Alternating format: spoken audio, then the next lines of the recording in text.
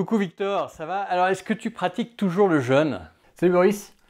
Alors, ouais, toujours le jeûne intermittent, donc ça c'est au quotidien, donc, soit je fais un ou soit deux repas par jour, et ouais, toujours des périodes de jeûne prolongées, donc en général 48 heures, une fois tous les mois ou tous les 2 mois, quoi.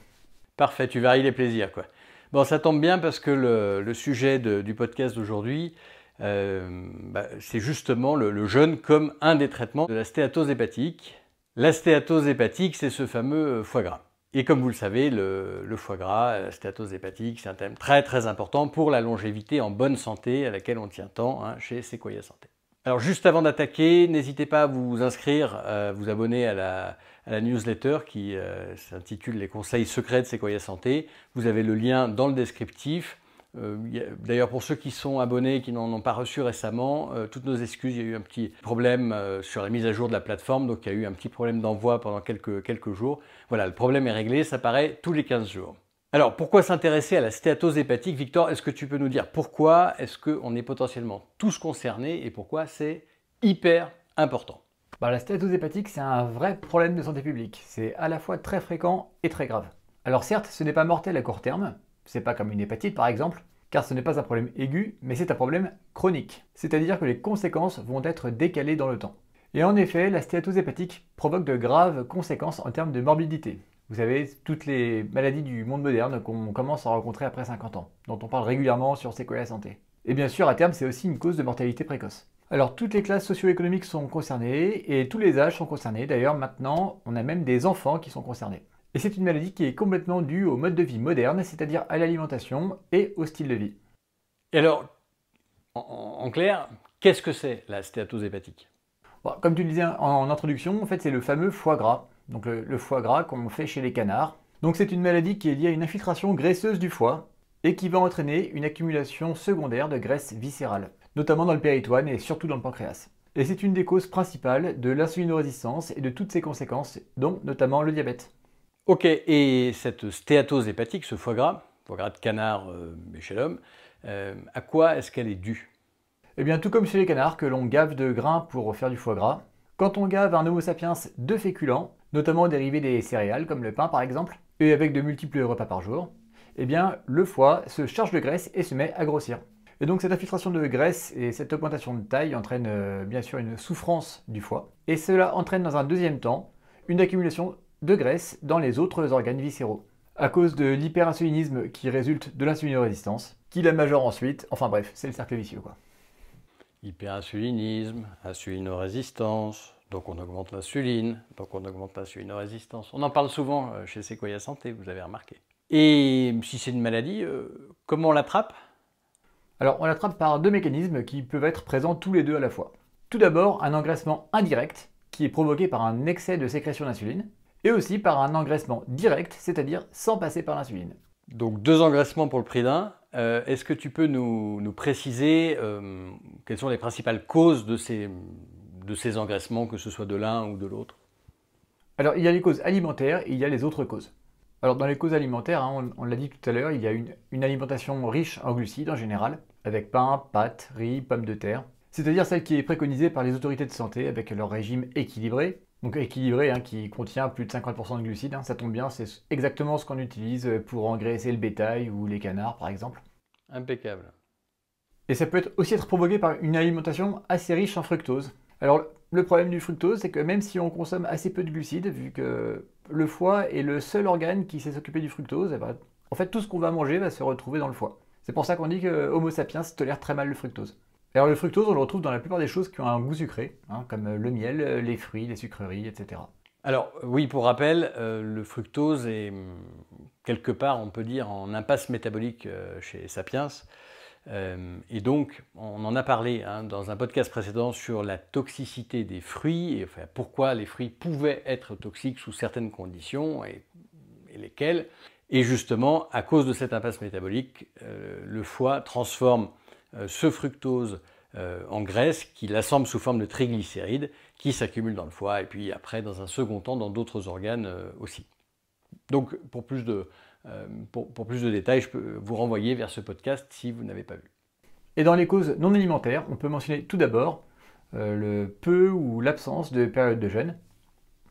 Par exemple, quelqu'un qui va faire de multiples repas par jour, on va dire 4, 5, 6, après ça devient du grignotage, hein. Mais cet apport de nourriture en permanence, eh ben, ça va participer à cette stéatose hépatique. On a aussi le manque d'activité physique, hein, avec un mode de vie sédentaire et l'absence de pratiques sportives. Également des blocages métaboliques par des carences en vitamines, notamment les vitamines du groupe B et des carences en zinc. Alors ça, c'est rarement la seule cause, mais ça peut participer.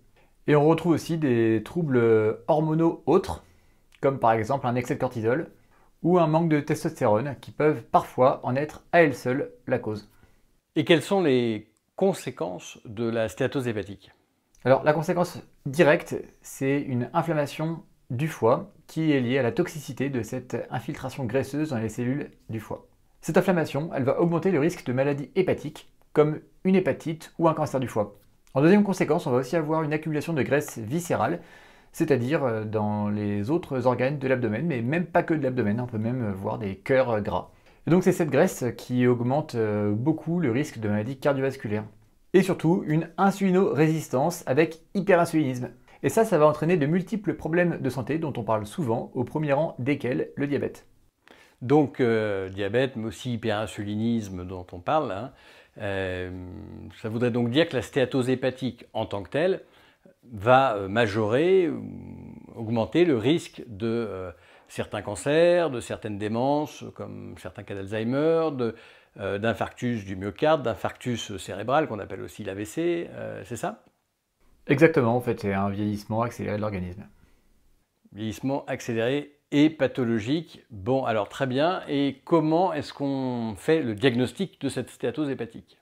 Alors, il y a différentes méthodes qui ne se valent pas toutes. On va commencer par la plus simple, à l'œil avec un miroir. Un gros ventre ou même un aspect un peu bombé de l'abdomen, ça signe quasiment toujours une stéatose hépatique.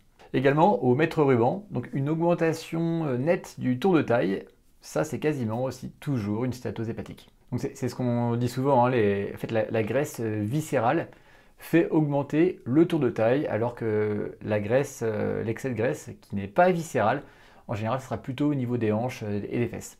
Et si vous voulez le mode d'emploi du mètre ruban, en fait, je plaisante, mais les repères pour le faire, je vous renvoie sur un podcast où on vous dit n'utilisez pas l'indice de masse corporelle, l'IMC, mais mesurez votre tour de taille. Voilà.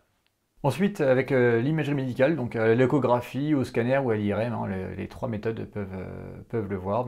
On va voir en fait un aspect graisseux et augmenté de taille du foie.